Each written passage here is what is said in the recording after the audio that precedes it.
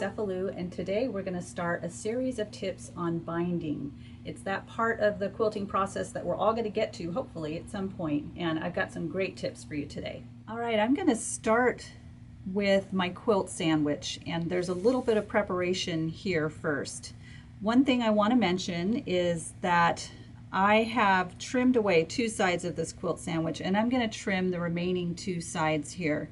But before I do that, make sure that I have basted along the raw edges using my walking foot. You could hand baste it if you wanted, that'd be fine, but I do it with my walking foot on the longest stitch length.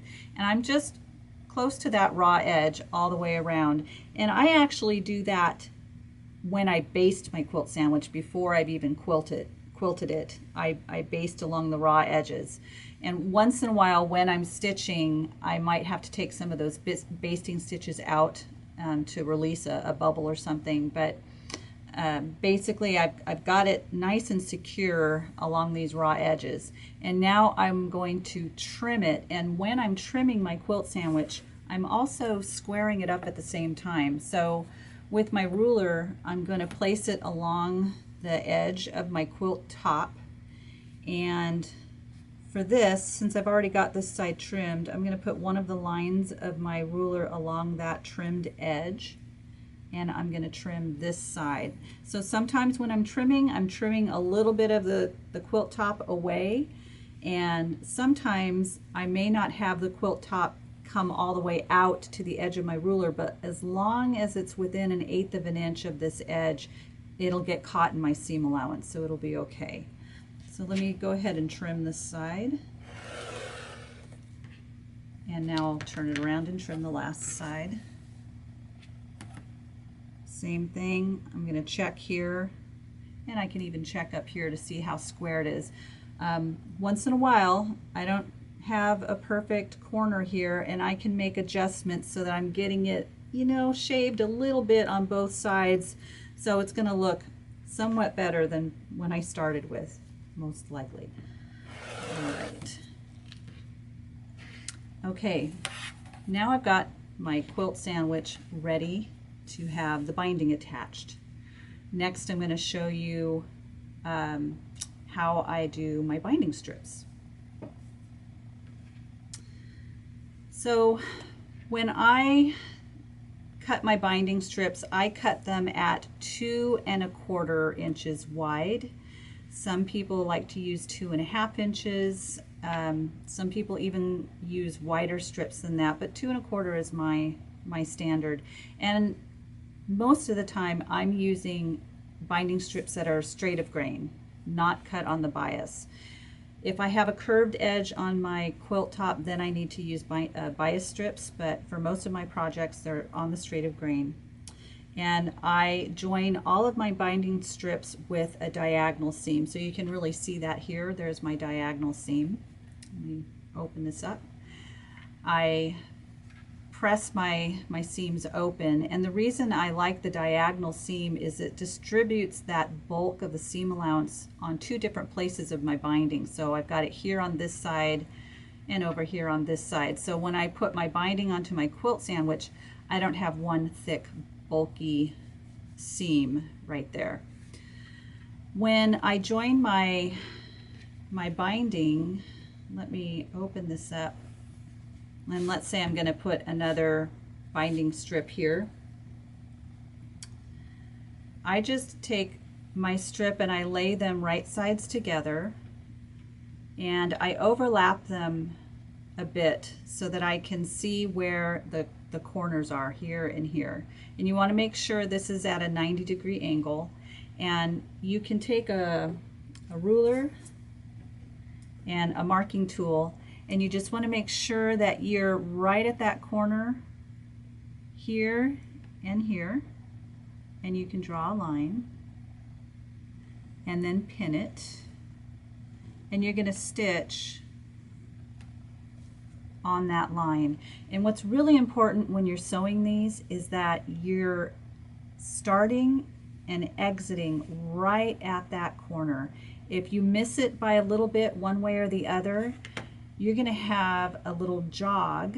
So let's say I went too far below that line, you're going to have a little jog in your binding strip. So after you stitch it, make sure that you've got it right on the line and that it looks nice and straight, and then go ahead and cut your seam allowance 1/4 of an inch beyond the line and press it open, and then you press the whole thing in half like this. Then we're going to attach it to the quilt sandwich, so that's coming up next. All right, so here's my quilt sandwich, and typically I choose one side and I start my binding in the middle of one side. And what I like to do before I start stitching is make sure that I don't have a seam that's going to end up in one of my corners, because that's going to mess up my miter. So I'm going to just pin this here so it doesn't move. And I'm going to go around, do the little miter here on the corners, and I'll talk more about that in a little bit. But all I'm doing right now is I'm testing this out to see where my seams are landing. So far, so good. Okay.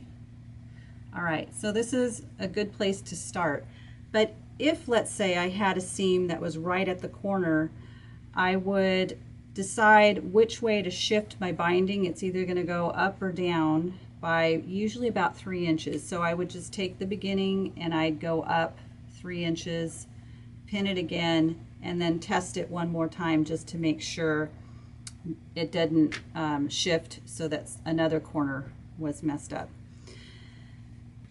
Okay, once I've got a good binding spot to start, we're going to talk about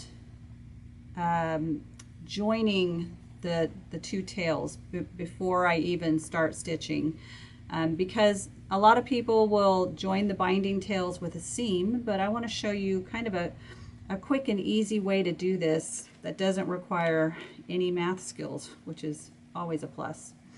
But what I like to do is fold the beginning tail at a diagonal like this. So I've got a little triangle that's showing, and we could finger press that in place.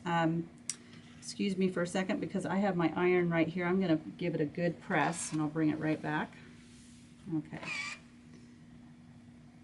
So I've pressed it, and I could now fold this back over like that, and so I have a folded edge here. I could leave it like that, but it's even nicer when you can trim this 1/4 of an inch. So I'm going to trim it 1/4 of an inch beyond that fold, and it's again just going to reduce a little bit of the bulk here.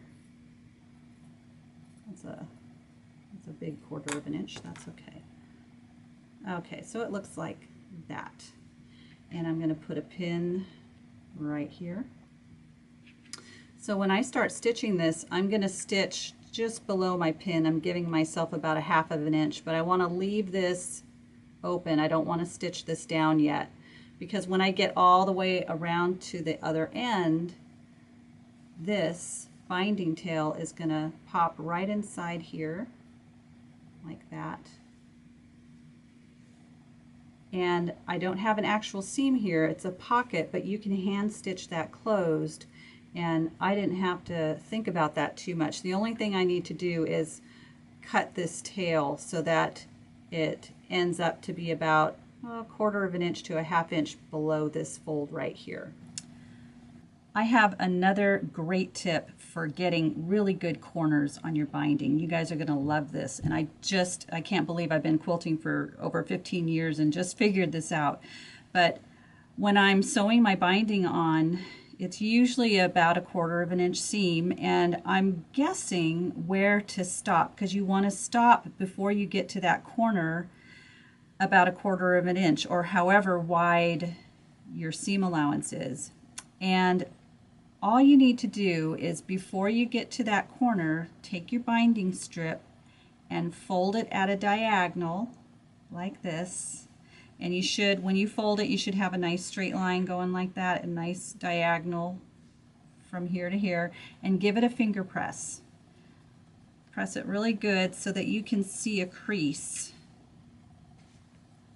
And now when I'm stitching, that crease is going to tell me to stop. Stop right at that crease. And I like to stop with my needle down and I pivot and I stitch out to the corner. And the other thing about having this crease here is that it's a little road map. I follow that crease right out to the corner. Before, I couldn't see that corner because the binding is covering it, but now I've got that crease there to show me the way. So I stitch out to the corner, and that's going to help you get a really nice mitered corner on your binding.